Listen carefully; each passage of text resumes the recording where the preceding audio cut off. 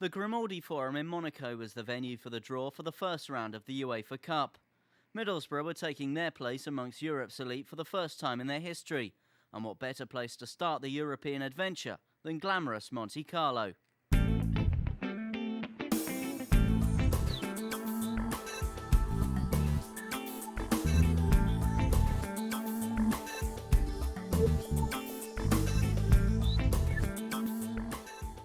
Positioned on the Mediterranean Sea between France and Italy, the Principality of Monaco is a playground for the rich and famous.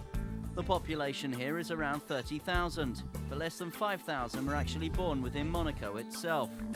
The centre of the Principality is dominated by the rock on which the royal palace has been built. This is the home of Monaco's royal family.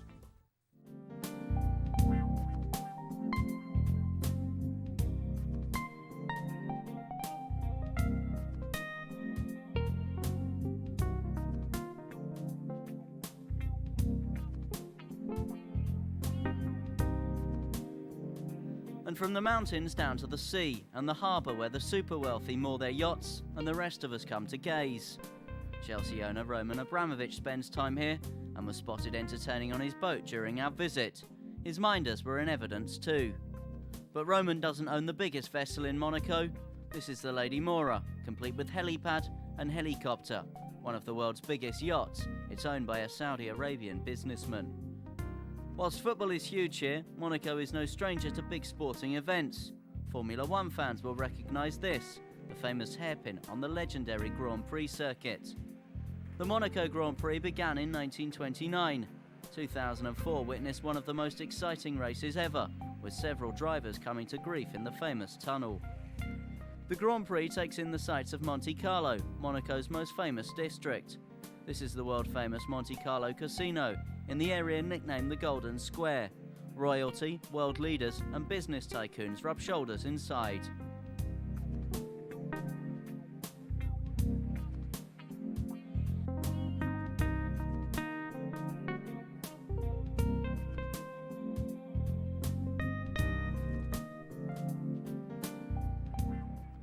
Monte Carlo is also the home of the Grimaldi Forum. This is where UEFA held the draws for the Champions League and the UEFA Cup this year. Europe's football elite were gathered with the UEFA Cup draw held the day after the Champions League.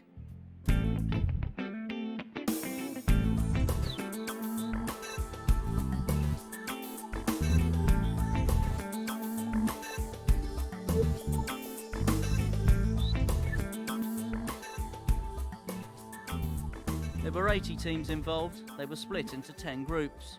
Middlesbrough was seeded based on UEFA's ranking system and faced potential ties against Châteauroux of France, the French Cup winners, Alkmaar, who finished 5th in the Dutch league, Baník Ostrava, the Czech champions, Elfsborg, the Swedish Cup winners, or Hafnar Fjordur, the current league leaders in Iceland. In the draw lasting half an hour, Middlesbrough's moment came towards the end. Middlesbrough, England. Middlesbrough starting at home, and on they go down the left. Baník Ostrava, Czech Republic.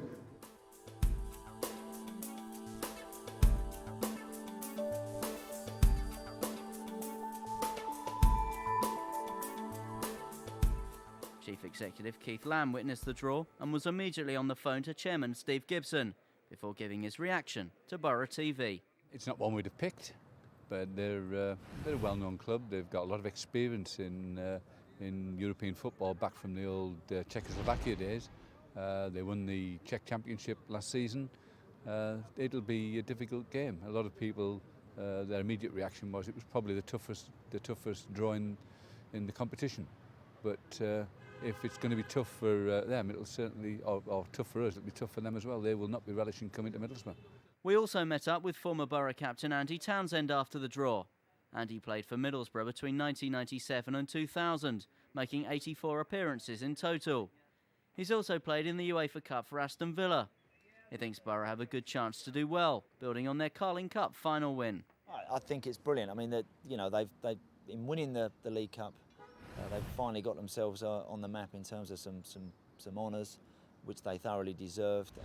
And I think it's great now that the club are now moving on another level. I think they can do very well in this competition. I think that it's a competition that Millwall, even though, beg your pardon, that Middlesbrough, even though it's the first time, you know, they've been involved in it, I think that it's a competition they can do very well in. So a trip to the Czech Republic to look forward to, and Middlesbrough's first ever European tie, scheduled for the 16th of September 2004 at the Riverside.